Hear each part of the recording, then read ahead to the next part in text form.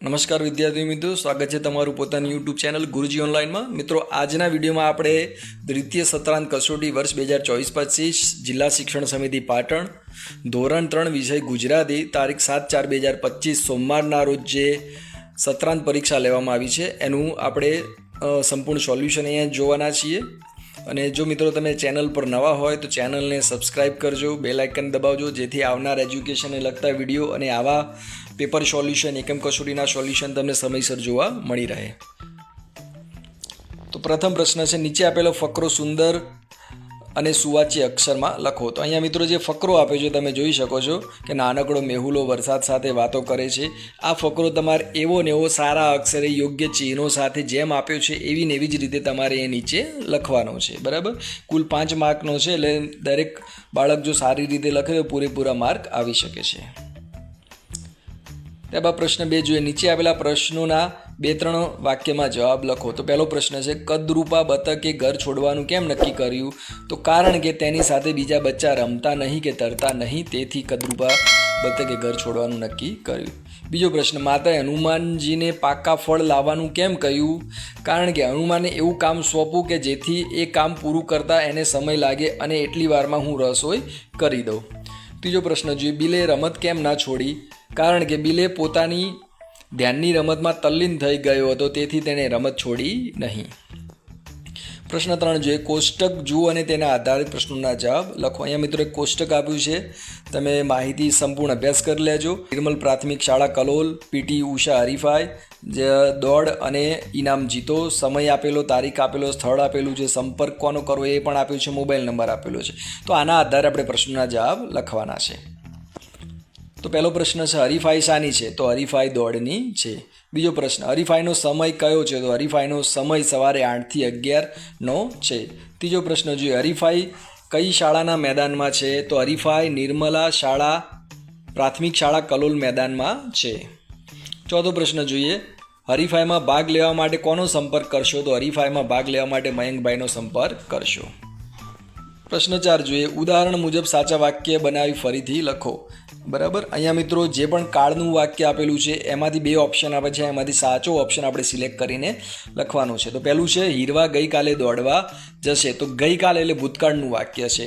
તો અહીંયા દોડતી હતી ને દોડે છે, તો એમાંથી આપણે યોગ્ય વિકલ્પ શોધવાનો છે. તો હીરવા ગઈકાલે દોડી હતી. બીજો પ્રશ્ન જોઈએ, કુંજ અને ખ્યાતિ દરરોજ નિશાળે આવી ગયા. તો જવાબ આવશે, કુંજ અને ખ્યાતિ દરરોજ નિશાળે આવે છે. ત્રીજો જોઈએ, ગઈકાલ ઝાડ પર વાંદરા ગીત ગાશે. બરાબર, તો અહીંયા આવશે, ગઈકાલ ઝાડ પર વાંદરાભાઈ ગીત ગાતા હતા. ચોથું જોઈએ, ગૌરવ આવતીકાલે મામાના ઘરે જતો હતો. તો જવાબ આવશે, ગૌરવ આવતીકાલે મામાના ઘરે જશે. પ્રશ્ન નંબર 5 જોઈએ, નીચે આપેલા પ્રશ્નોના એક વાક્યમાં જવાબ લખો. રામુએ રાત્રે આકાશમાં શું શું જોયું? તો રામુએ રાત્રે આકાશમાં ચાંદો અને તારા જોયા. સિંહણ ઘેટાથી કેમ ડરતી હતી? કારણ કે ઘેટાએ સિંહણને બટકું ભર્યું, તેથી સિંહણ ઘેટાથી ડરતી હતી. લંકાના રાજાનું નામ શું હતું? તો લંકાના રાજાનું નામ રાવણ હતું. ચોથો પ્રશ્ન જોઈએ, લંકામાં આગ કોણે લગાવી હતી? તો લંકામાં આગ હનુમાનજીએ લગાવી હતી. કેવી મજા આવી? ગીતમાં આપેલી રમતોમાંથી તમને કઈ રમત ગમી? પ્રશ્ન નંબર 6 જોઈએ, માગ્યા મુજબ જવાબ લખો. તો આ મિત્રો એક કોષ્ટક આપ્યું છે, એનું ઉદાહરણ પ્રમાણે વાક્ય બનાવ્યું છે. તો આપણે આ રીતે વાક્ય બનાવવાના છે. તો પહેલું વાક્ય બનશે, વિમાન આકાશમાં હોય છે. બીજું આવશે, હાથી જંગલમાં હોય છે. અને ત્રીજું આવશે, ચકલીનો માળો ઝાડ ઉપર હોય છે.